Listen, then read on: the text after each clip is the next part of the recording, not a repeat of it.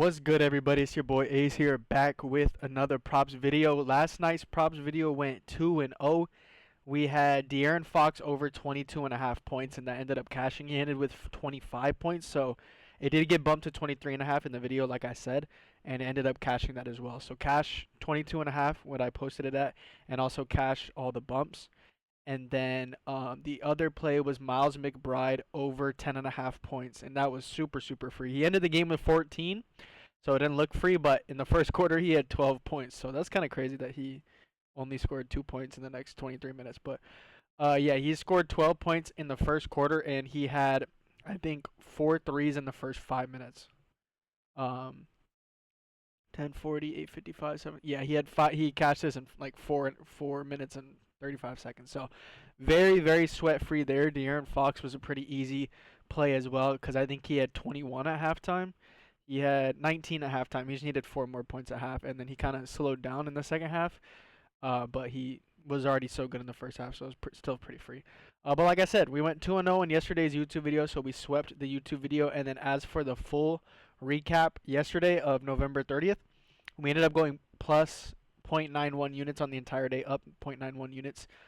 Um, Pretty good day there, so I'll take that. And the full November recap, we do have the full November recap. November, this is like a bunch of yap. If you want to pause the video to read this, this is like transparency about the month and like results and that kind of thing. You could pause the video and read it. But the full November recap, we went up 8.31 units in November overall, so very, very good month. On NBA November, we went up 10.08 units. So I'm just gonna say up 10 units in November just on NBA. So really, really good on the NBA plays in November. Right now, we're hitting at a 72.1% hit rate on NBA straight. So very, very good hit rate there overall in the season, and very good unit profit in November specifically. November NFL was fucking terrible. Like I said last video, we went down 5.6 units in November just on the NFL, and then November MLB went up 3.8 units. So very, very good month, up 8.31 units. Looking to carry that into December, as it is the first day of December. It is almost Christmas time, and it's almost a new year. So very fucking crazy. This year went by super duper fast, but we're not here for story time. We're here for plays.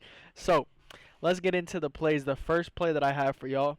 Let's get into the first play that I have. It's going to be AJ Green over 2.5 threes. So currently the best odds on this, it doesn't show it, but on on Bet365 it's currently minus 135, and then on DraftKings it's minus 141. So those are the best odds right now for this play. It is pretty juiced, but I do really like the play a lot. I'm very confident in it, so I am willing to drink some juice when it's a very, very good play in my eyes. So yeah, it's pretty juiced. But let's get into, like I said, minus 135 Bet365, minus 141 on DraftKings. As for the write up, if you go ahead and look specifically, because AJ Green, if you guys don't know, he is a spot up shooter. He's a catch and shoot guy. Almost all of his shots are going to be from catch and shoot shots.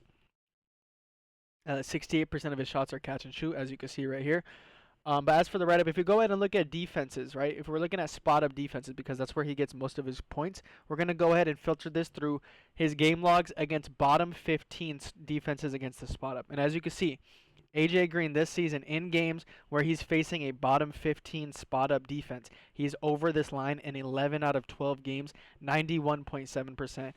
Against, like I said, bottom 15 spot up defenses. He's facing a Washington Wizards team that is allowing the 11th most spot up points per game, so they fit that bottom 15 category because they're allowing the 11th most spot up points per game. They're also allowing the 6th most catch and shoot 3-pointers attempted per game, and the second highest catch and shoot 3-point percentage. So very, very good matchup, catch and shoot, spot up. Basically the same thing.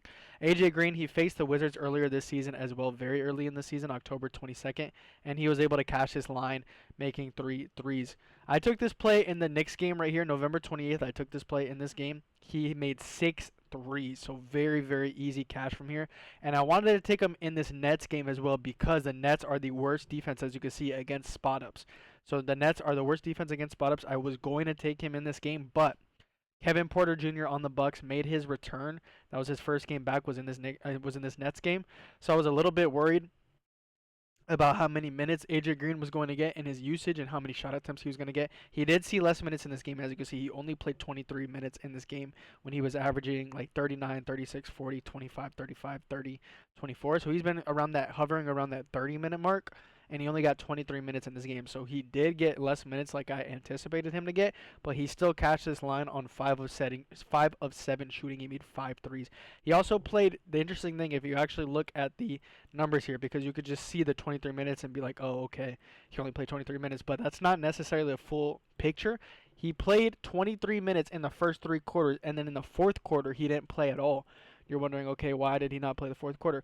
Well, the Bucks were up by 29 after the third quarter. As you can see, they were up by 3 after the first, and then they won this quarter by 15, so they were up 18 at halftime, and then they won this quarter by 11. So they were up 29 points at the end of the third quarter. So they did not need to put AJ Green and the starters back in the game in the fourth quarter because they were already up 30 points in the fourth quarter. So that's the reason why he had less minutes. If this game was not a blowout, and he got 8 minutes and then 7 minutes again, then he would probably get 7 minutes in the third, and that would make that 23 minutes into 30. So he actually would have kept his minutes. He actually would have kept his 30-minute-ish mark if this game was not a blowout, but it was a huge blowout after the third quarter, so he didn't even need to play. There's also blowout potential in this game today, to be honest. Like, we're not going to say, oh, that's not going to happen again. It can happen again because he is playing the Wizards, and the Wizards are trash, and this game has a 9.5-point spread. But it is good to know that if this game is somewhat competitive in the fourth quarter, he should be getting 30 minutes. The reason that he didn't get 30 was because it was a non-competitive game, not because the coach just doesn't want to play him. So it's good to know that if this is somewhat competitive, he should be seeing 30 minutes again. He's also over this line in 8 out of 10 games with Giannis playing when getting 20 to 30 minutes only. Because like I said, he has some games where he played like 39 minutes. That's probably not going to happen again with Kevin Porter Jr. playing.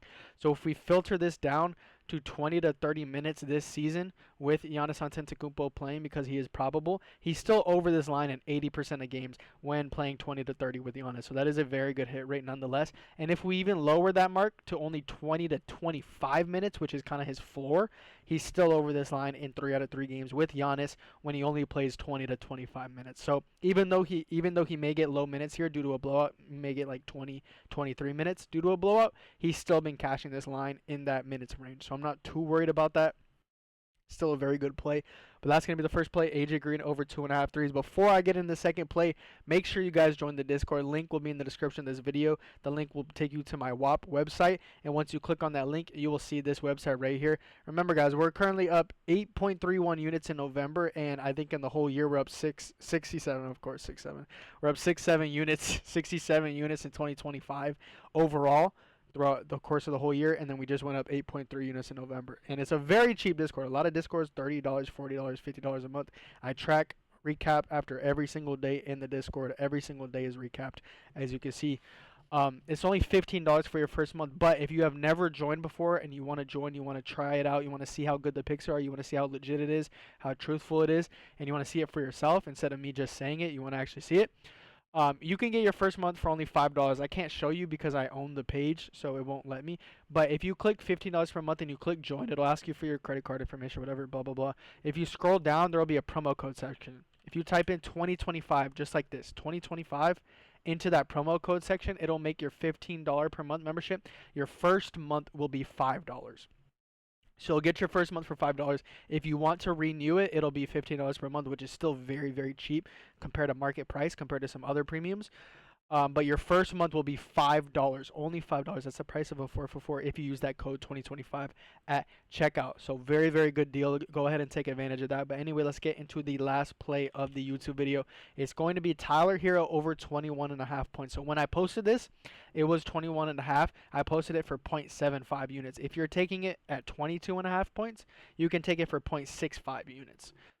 Because now it's 22.5 on most books. But let's go ahead and get into the into the write-up. He's over in all 3 out of 3 games this season, as you can see on both 21.5 and 22.5 points line. He's averaging 25.7 points per game. He's coming off a game right here against the Pistons, who are a very good defense against his main shot type. His main shot type, as you can see, is pull-ups.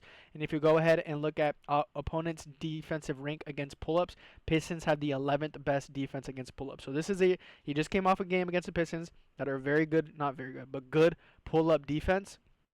That's his main shot type, so you would think he would struggle, and he did struggle. He started the game with an abysmal 0 for 7 from the field. He started the game 0 for 7. His first 7 shots were bricks, yet he still ended up cashing this line with 24 points. That's a very good sign for 2 reasons. A, because it was a good pull-up defense, and that's his main shot type. 67% of his shots this year. It's a small sample size because it's only 3 games, but 67% of his shots are pull-ups, and they were the 11th best defense against pull-ups. So you would think he would struggle. Technically, he did. And then the second point is that he started 0 for 7. He still put up 17 shots. So he started 0 for 7 with a single brick. Some guys, some guys, they don't want to shoot the ball no more, right? He didn't give a fuck. He still shot 12 more shots in the game, and he still ended up cashing this game. So that shows me that he has the green light, and he has the confidence to keep shooting even if he starts like shit. So I'd love to see that. This game also shouldn't be a blowout as well. It's only a 6.5 point spread. So this should be a competitive game. Like I said, 67% of his points have come from pull-ups this season. He's facing a Clippers team that are allowing the most pull-up field goals attempted per game and the highest pull-up frequency percentage per game. Plus, they are allowing the 4th most pull-up points per game. So this is an elite matchup for Tyler Hero in the pull-up department, where he sees 67% of his shots come from pull-ups. Elite matchup. 38% of his points come from above the break threes, as you can see right here. The Clippers are allowing the most above the break threes per game. Another 38% of his points come from the non-restricted area paint. The Clippers are middle of the pack in allowing points there, so it's not really like a scary bad matchup in that zone. And then 43% of his points come in transition. The Clips are middle of the pack. They're the 13th worst transition defense. So all around a solid matchup for him, but especially in that above the break 3 pull-up department where he sees a majority of his points. So very, very good matchup for him. And he's cashing out 3 out of 3. So he's getting the usage, he's getting the volume, and he's getting about 30-ish minutes in each game. So I like that play as well. Those are going to be the 2 plays for y'all today. AJ Green over 2.5 threes for 0.75 units, and Tyler Hero over 21.5 points for 0.75 units.